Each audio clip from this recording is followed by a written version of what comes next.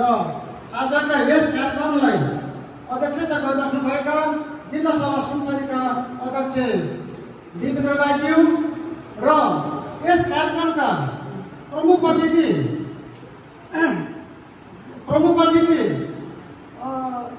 प्रान्तीय सचिव हाम्रो कोशी प्रान्तीय सचिव शान्त राईज्यू र विशिष्ट अतिथिज्यू र आजको यस कार्यक्रममा उपस्थित हुनुभएका हाम्रा नगरसभा जिल्ला र वडा सभामा आफ्नो पदमा कार्यरत भई आफ्नो कार्यभारलाई सम्हालिराख्नुभएका सम्पूर्ण पदाधिकारीहरूलाई र सम्पूर्ण यस कार्यक्रममा उपस्थित हुनुभएका मेरा आदरणीय दाजुभाइ तथा दिदीबहिनीहरूमा म वडा नम्बर 19 का अध्यक्ष देवराज गुरुङको तर्फबाट स्वीकार्नुहोस् सम्पूर्णलाई जय मङ्गल।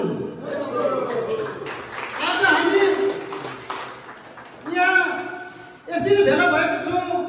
तपाईँ हामी आँखा चिम्छो नाक भेट्छौँ भएको 80% हामी मूलवासीहरू 20% ती आदिवासी जनजातिहरूले हाम्रो अगुवाई गरिरहेका छन्। अगुवाई पनि हुन्छ, हरेक कार्यक्रम हरेक क्षेत्रमा अगुवाई हुन्छ।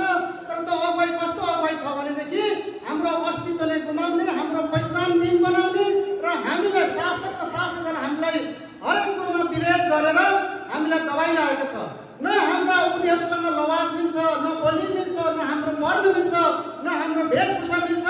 हामी भनेको यो देशको हामी 1 करोड 10 लाख वर्ष अगाडि हाम्रो नौमासु र यस वातावरण हावापानीसँग उम्लिएर हामी उत्पत्ति भएका हामी 80% मूलवासीहरू हौँ।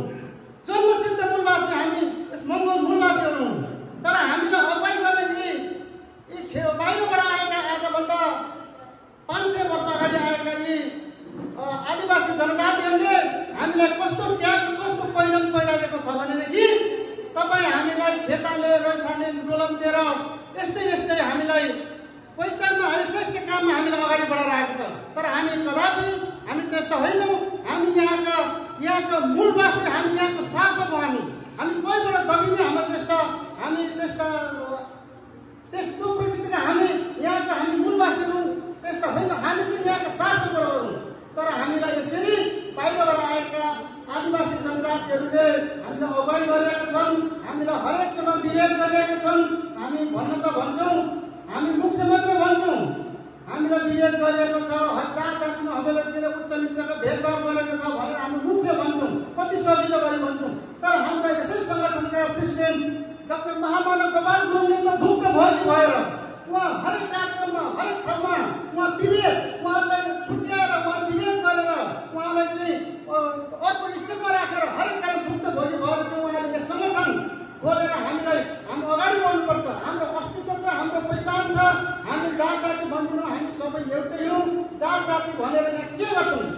तपाईँहरू एकजना कामीले कमाएको, विश्वकर्माले कमाएको सुनको गहना एकदम हजाम पनि दलित वर्गमै पर्छ।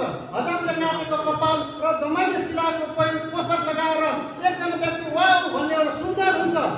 तर तिनीहरूले चाहिँ के गरेको छ भनेदेखि तिनै गहना बनाउने, तिनै कपडा सिलाउने, तिनै पोसाक बनाउने, तिनै कपाल काट्ने हजामले के गरेको छ भनेदेखि यी आदिवासी जनजातिले जात जातमा विभेद गरेर घरभित्र प्रवेश गर्दैन ताकि उनीहरूले कुकुरलाई चाहिँ घरभित्र सोफामा सुताउँछन्। तर हामी जात जाति भन्दैनौँ, हामी सबै एउटै हौँ। मानव भयो, मानवमा भिन्नता कहिले पनि हुँदैन।